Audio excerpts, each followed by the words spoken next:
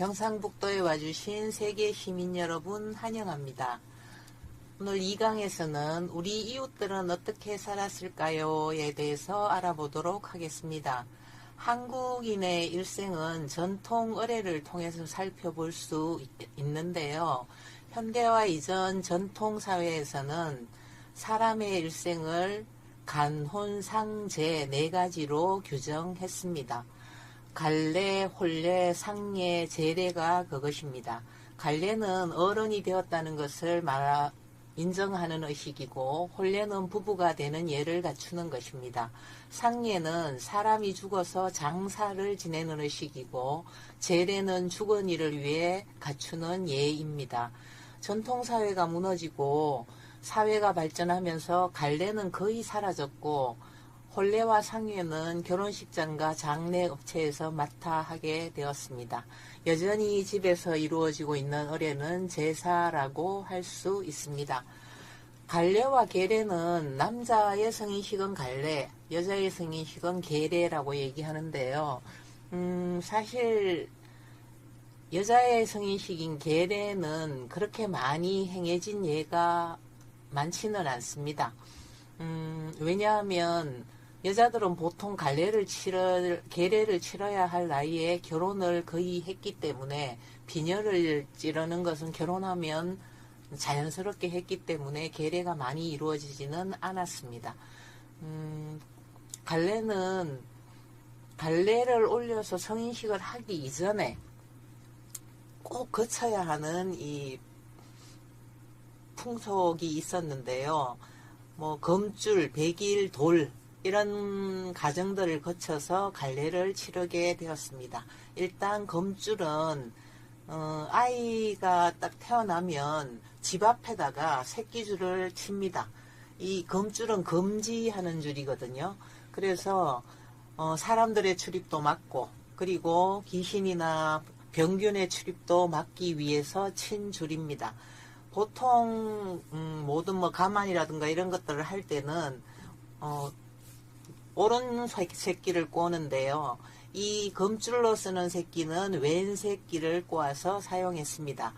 남자아이가 태어났을 때는 검줄에다가 고추를 끼웠고요. 여자아이가 태어났을 때는 숯이나 솔잎을 끼워서 사용했습니다. 이 고추나 숯, 솔잎은 살균력이 있는 재료로 우리가 된장을 담글 때도 이것들을 넣습니다.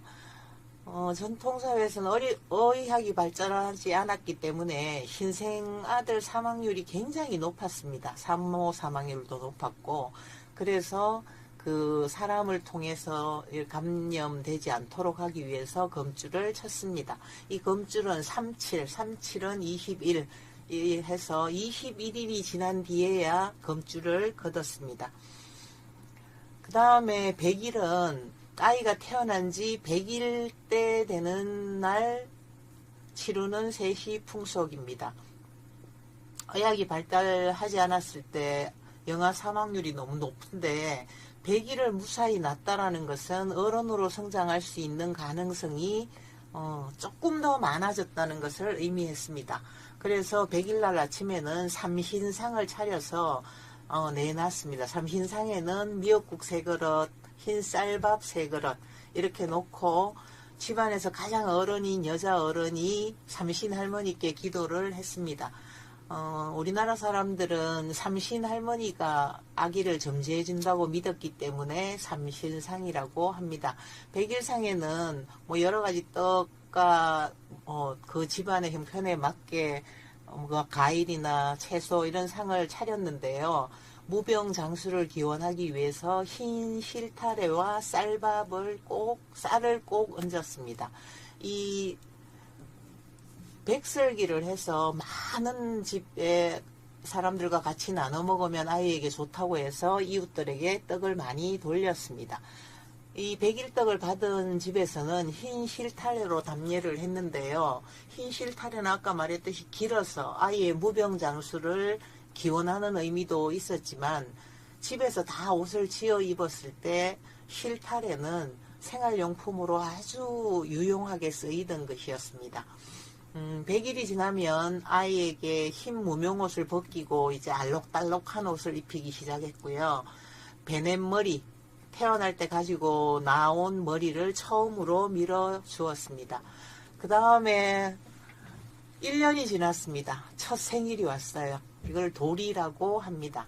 돌은 아까 100일도 그렇게 축하할 일인데, 돌이 지난 아이는 갈례를 하고 계례를 할 가능성이 이제 반 이상 고비는 넘었다고 볼 수 있는 시점입니다. 그래서 일가 친척과 이웃들이 모두 모여서 축하를 했습니다.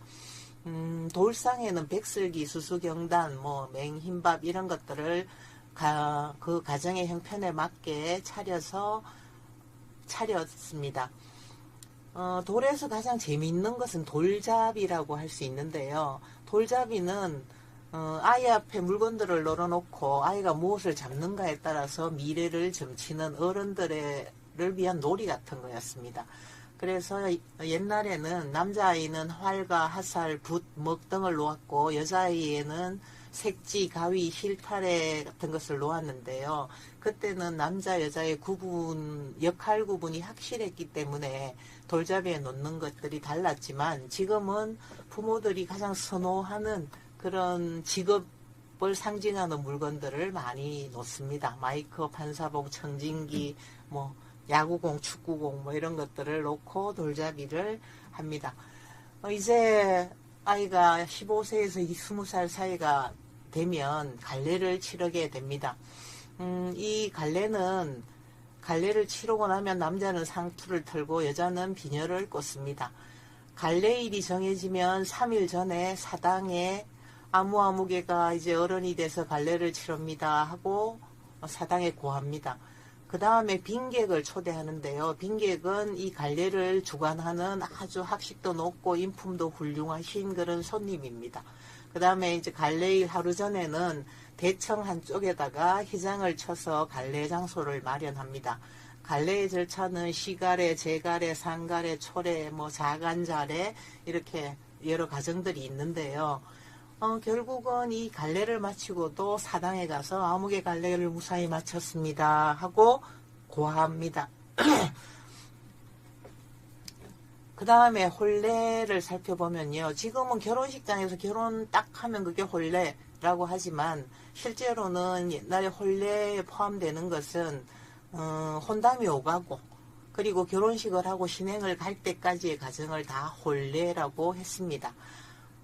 지금은 다 뭐 연애 결혼을 많이 하지만, 그때는 전부 이제 그 어른들이 그냥 자네딸 우리 아들하고 결혼시키세 하든지, 아니면 중매쟁이를 통해서 나를 이 집 딸과 저 집 아들이 결혼하게 되는 경우들이 대부분이었습니다. 일단 혼담이 오가서 결혼을 시키세라고 정해지면 남자 집에서 여자 집으로 사주단자를 보냅니다. 사주단자에는 남편, 신랑의 사주, 생년월일을 쓴 종이입니다.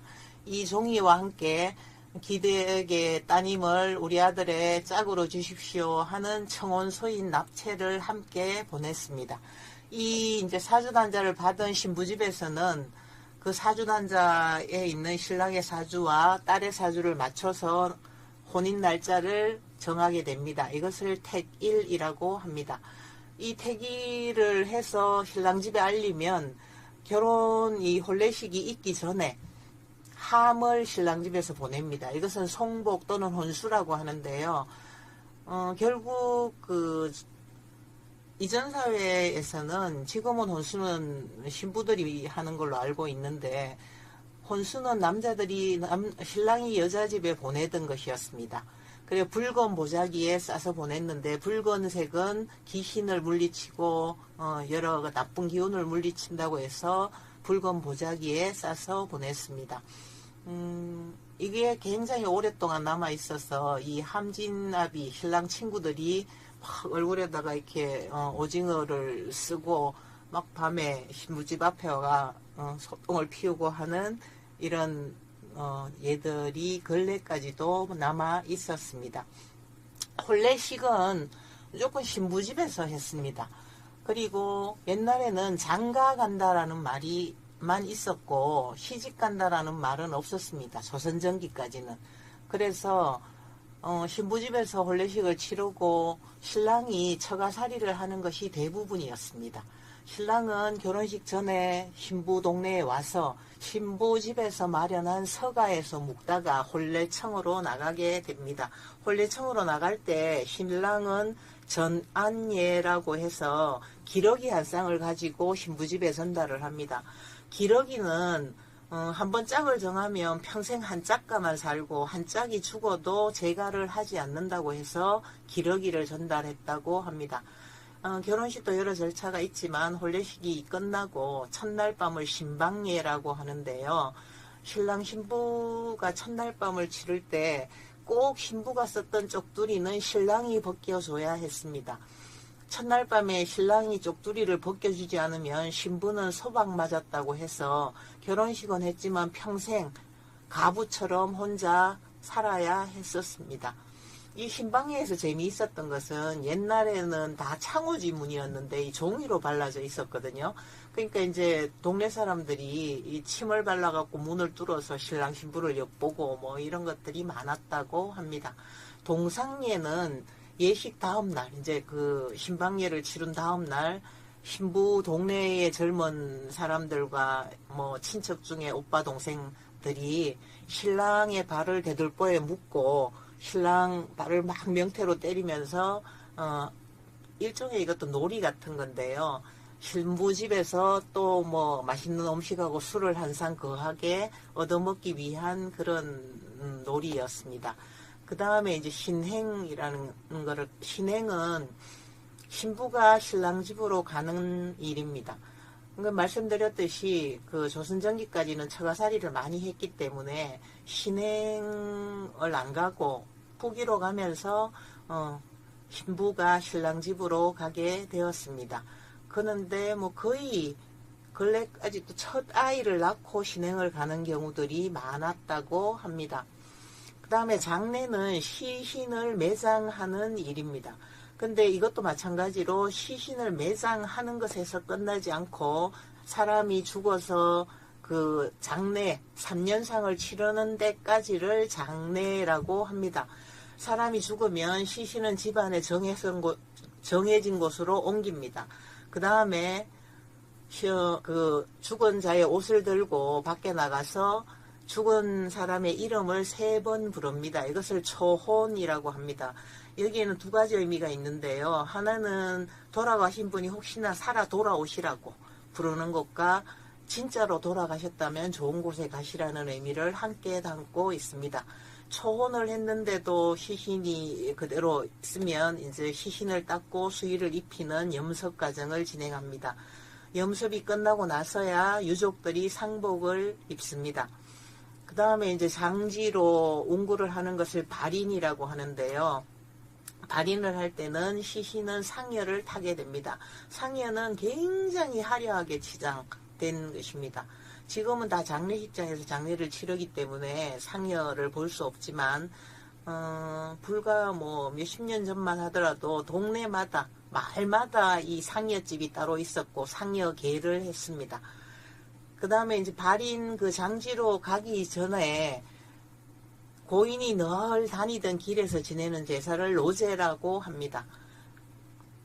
그리고 매장 후에 지내는 제사를 삼우제라고 하는데요. 3번 지냅니다. 장사 당일에 지내는 초우, 다음날에 제우, 3일째 삼우, 이래서 3번의 제사를 지내고 그 다음에 장사가 끝나고 3달 안에 좋은 날을 정해서 졸곡제를 지냅니다. 졸곡제는 곡을 마친다라는 의미입니다. 장례에는 계속 아이고 막 곡을 합니다. 그렇기 때문에 이제 이 3달이 지나면 이 곡은 더 이상 하지 않는다는 의미로 졸곡제를 지내고 돌아가신 지 1년째 되는 날 소상, 2년째 되는 날 대상을 지내면 장례의 모든 절차인 3년상이 끝납니다.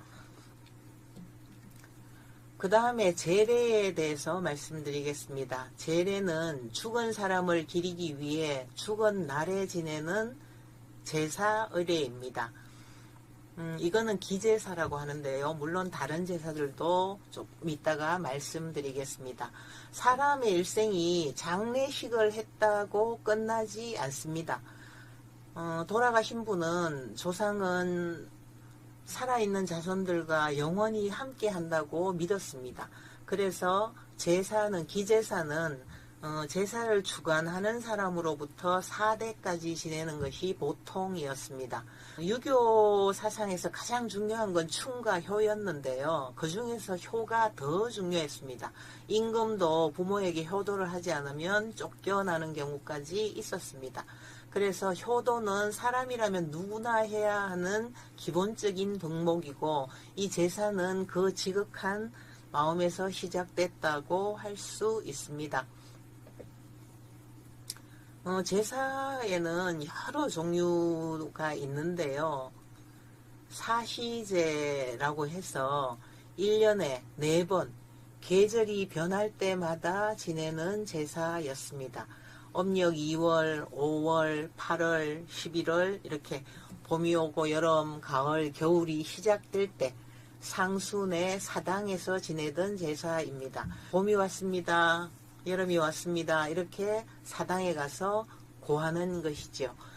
조선이라는 나라에서는 사당에 어떤 일이 있어도, 혼례를 치러도 사당에 가서 고하고, 갈례를 치러도 사당에 가서 고하고, 계절이 변해도 사당에 가서 고하고, 이렇게 조상들을 극진히 대접하는 것이 효라고 믿었습니다.